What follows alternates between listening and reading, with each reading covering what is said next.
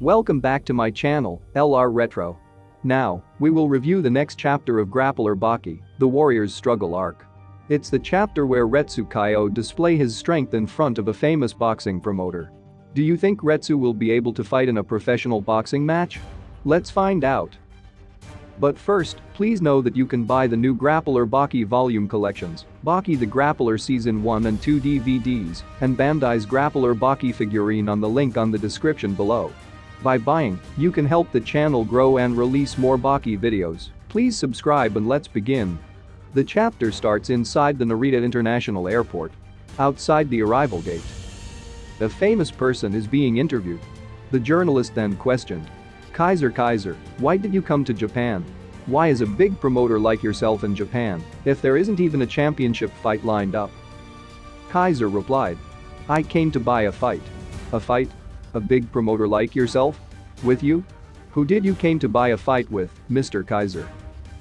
Then we see Retsu Kaioh doing a Chinese martial arts stance once again. The gym owner then questioned, since when did he start training? He started 2 hours ago. Non-stop. He did the jump rope, shadow boxing, and the sandbag. After that, he just stood there facing the wall in that stance. Is that really okay? Not really, but what can we do, boss? The problem is that, if I let him spar, I don't think there is anyone that can win against him. He defeated Manny with just one punch. He even defeated the heavyweight Gary with somewhat ease. That is why there isn't anyone left to fight him right now. At least not in Japan. He may just be burdened with the problem of being the greatest in his era. All of a sudden, the famous promoter came inside the gym. The coach then said, you must be kidding. Here in this weak gym. Kaiser. It's Kaiser. He then casually stares at Retsu Kaioh while doing his training. The gym owner then called him Mr. Kaiser. But he shouted, shut up. It's beautiful.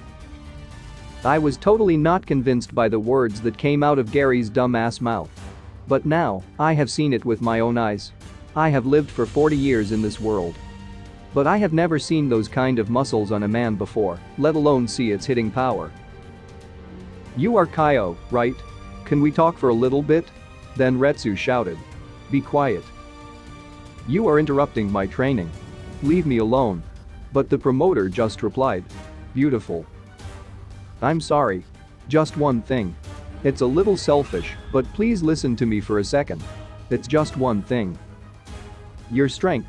Show it to me. Don't run away from my request. Please show it to me. Then Retsu equipped a one-armed boxing glove. Kaiser then thinks, is he going to hit the sandbag with that oversized glove on his hand? It seems that his sense is still that of a normal person. Then Retsu Kaioh did his signature stance in front of the famous promoter. Kaiser is thinking, is it shadow boxing? Air striking? A special punch? Then Retsu unleashed an extremely powerful punch, destroying the sturdy punching glove with ease. Beautiful. Did you really have to do this? Really? Why did you choose that glove? The biggest glove. The oldest glove. The most damaged glove. Why didn't you pick a newer glove to do this with? It must be because it was the easiest one to break through, right? All of the hits it took, and the sweat that went into it, must have made it easy to break through, huh? Isn't it a little cowardly? However, it doesn't matter. Because Retsu is still the only one to be able to do this. These boxers knew. They felt it in their flesh and bones. They knew. The gloves don't get torn like that. Even if you use them to the point that they are completely worn out. These gloves are made of a leather, so strong that they simply don't break that easy. Kaiser then commented, beautiful. Stop boxing. Today. Then Retsu apologized to him saying, I'm sorry for that. It was nothing more than a simple trick. So, it's not really strong, since it's nothing more than a trick. Kaiser then shouted, no. It doesn't matter who. Is there anyone else who can do this trick? To punch through the glove with a single punch. This is something that is beyond difficult. Even those who don't box understand that much. The symbol of boxing is the glove. He completely destroyed that symbol. Men use gloves and combine them with their fists to become stronger. This is the simplest and yet the deepest rule there is. The Queensberry rule have been placed for over 150 years. And all of them have just been trampled on by the 4,000 years old Chinese fist. Don't be ridiculous, I simply just. Shut up, Retsu Kaioh. $1 million. I will put that up. That's what you want, right? What do you mean, I simply. And I am sure that I can put some monsters in front of you that will make you want to run away. Your eye color has changed. It seems you are a true warrior after all. Leave it to me. The 150 years or 4,000 years. The world will jump at this extreme matchup. You are just you. You are not the boxer Retsu Kaioh. The 4,000 years fist will invade this new world. Chinese Kung Fu's best fighter Retsu Kaioh is more than enough. Retsu Kaioh is more than enough just as you are. Of course, this will not be an official match. It will be an exhibition. They will want to see it. Strong men who will throw themselves at your feet. But what you want is not the belt. That is something even the world will know. What you want is a belt that no one can really see. Why do you think you cannot see the belt? It's too bright. Retsu Kaioh is really confused. It felt like the gears of fate have stopped. It feels as if the gears have been thrown away.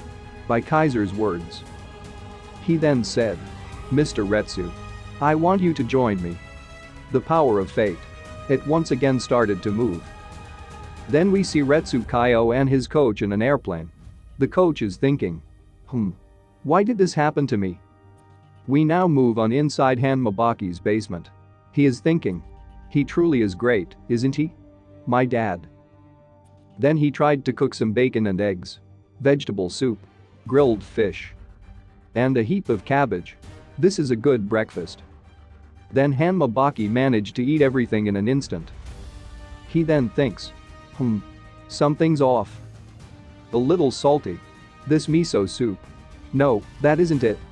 I want to hear some feedback about this food I made. Then we see an imaginary image of Hanma Yujiro. Baki continued.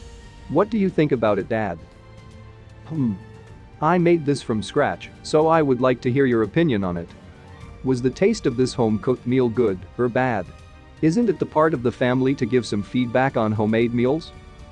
All of a sudden, the imaginary ogre angrily flips the table in the air.